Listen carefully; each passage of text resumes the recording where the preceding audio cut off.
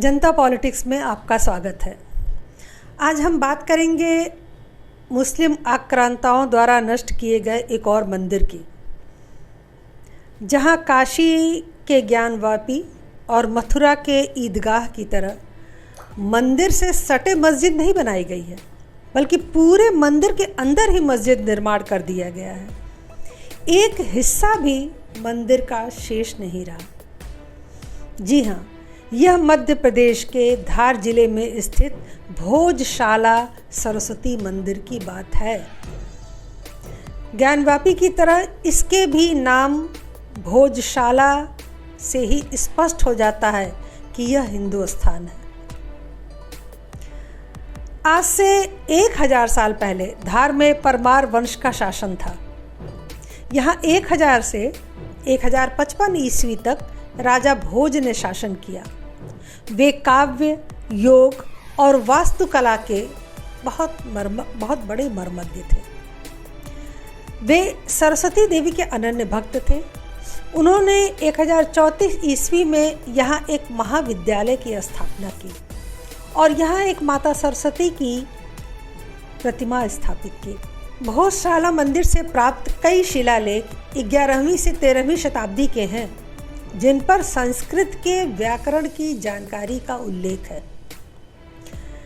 सन 1305 में मुस्लिम आक्रांता अलाउद्दीन खिलजी ने भोजशाला पर आक्रमण किया और उसे नष्ट कर दिया।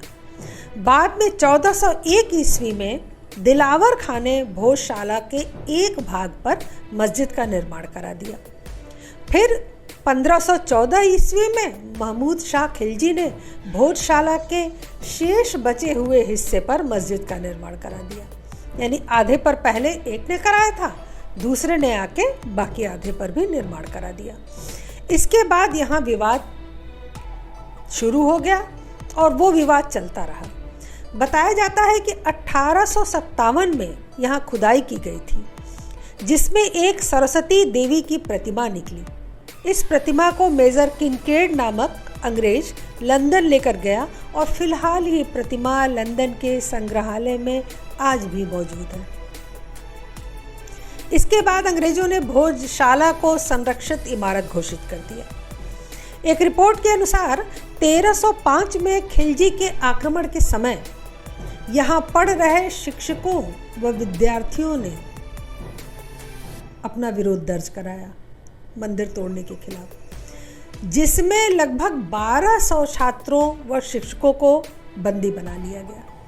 उन्हें इस्लाम कबूल करने के लिए कहा गया, लेकिन जब उन्होंने इसके लिए सिरे से मना कर दिया, जब वो उनकी बात नहीं माने, तो इसके बाद उन सभी की हत्या कर दी गई और इनके शव भोजशाला के हवन कुंड में फेंक दिए गए। सर्वप्रथम धार रियासत ने 1935 में यहाँ शुक्रवार को नमाज पढ़ने की अनुमति दे दी थी। वो भी विचित्र ही लोग थे। इसके बाद विवाद बढ़ता गया।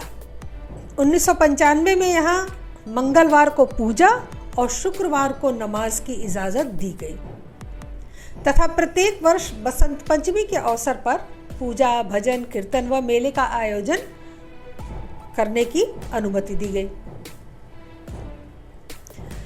उसके बाद विवाद होने पर कई बार ऐसा हुआ कि मंगलवार की पूजा बंद की गई, कई बार।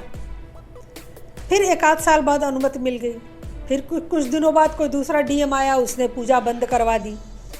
फिर 6 महीने बाद बहाली हुई कि नहीं, ठीक है, पूजा हो सकती है। लेकिन इस पूरे दरमियान में नमाज कभी बंद नहीं हुई। नमाज को किसी ने बंद नहीं किया, समझिए।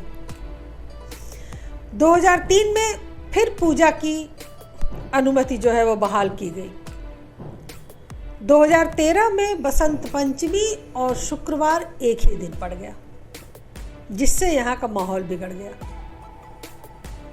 हमें साल में एक दिन पंचमी मनाना था और उन्हें साल में 52 शुक्रवार को नमाज अदा करनी थी, लेकिन नहीं, 52 में से एक दिन अगर वो हमें दे देते तो गड़बड़ हो जाता, इसलिए माहौल बिगड़ गया। यहां तक बिगड़ गया कि पुलिस को लाठी चार्ज करनी पड़ी। उसके बाद ये बवाल और शुरू हो गया मंदिर मस्जिद का। 2016 में फिर वही हुआ, फिर तनाव का माहौल बन गया और किसी तरह पुलिस ने बीच बचाव करके मामला हटाया। ये ध्यान दीजिए कि पिछले 15 वर्षों से वहां शिवराज सिंह चौहान की यानी भाजपा की सरकार है, उसके बावजूद आज तक ये मामला हल नहीं किया गया। इसके बाद हिंदुओं ने कोर्ट में याचिका दायर करके अपनी कुछ मांगे रखी।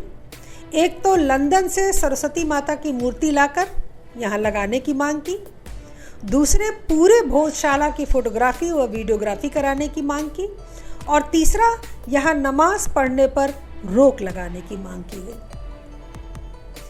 फिलहाल मध्य प्रदेश हाई कोर्ट की इंदौर पीठ में यह याचिका दायर की गई थी। कोर्ट ने इसे स्वीकार कर लिया है। अब इस पर आगे कार्रवाई होगी, केस चलेगा, जो भी होगा। इस याचिका को स्वीकार करने के बाद कोर्ट ने 8 लोगों को नोटिस भेजा है। इसमें एक केंद्र सरकार भी है। सारे साक्ष्य मौजूद हैं। फिर भी 500-600 सालों से हिंदू इस मंदिर पर अपना अधिकार नहीं पा सके। धन्य है हरिशंकर जैन जी और विष्णु शंकर जैन जी, जिन्होंने इन लाचार हिंदुओं को सहारा दिया और इनके 102 केस पिता पुत्र मिल के लड़ रहे हैं, जो हमारे सनातन के इमारतों और मंदिरों के हैं। अयोध्या, काशी, मथुरा, ताजमहल, कुतुब मीनार, टीले वाली मस्जिद, भोजशाला सहित जाने कितने प्राचीन मंदिरों और स्मारकों को हिंदुओं को वापस दिलाने का धर्म युद्ध कर रहे हैं। ईश्वर इन्हें स्वस्थ और सुरक्षित रखे, लेकिन हमारी भी कुछ जिम्मेदारी बनती है। हमें भी सोचना होगा कि कब तक कोई दूसरा हमारे लिए लड़ता रहेगा और कब तक वो लड़ सकेगा। हमारी जिम्मेदारी बनती है कि हम इनका सहयोग करें, इन सभी मुद्दों पर मुखर होकर बोलें, लिखें, चर्चा करें, जिससे एक सकारात्मक माहौल समाज में फैल सके, जागरूकता फैल सके। जनता की अभिव्यक्ति और शोर का असर भी कोर्ट के कानों तक पहुंचता है, और जब माहौल बनता है तभी फैसला भी हक में आता है। इसलिए आवाज़ उठाते रहिए, ऐसी जानकारी को शेयर करते रहिए, लोगों को जागरूक बनाएं, लोगों को बताएं और धर्म के प्रति अपना कर्तव्य निभाएं। आज के लिए बस इतना ही। कृपया हमारे चैनल को सब्सक्राइब करें, लाइक करें और ज़्यादा से ज़्यादा जगहों पर शेयर करें। हमें सहयोग करें, आपके सहयोग से हमारा मनोबल बढ़ता है। हमसे व्हाट्सएप पर जुड़ें और अपने कमेंट्स, अपने विचार, किन विषयों पर आप चाहते हैं कि आगे जानकारी दी जाए, वो हमें कमेंट बॉक्स में ज़रूर लिखें। धन्यवाद, नमस्कार।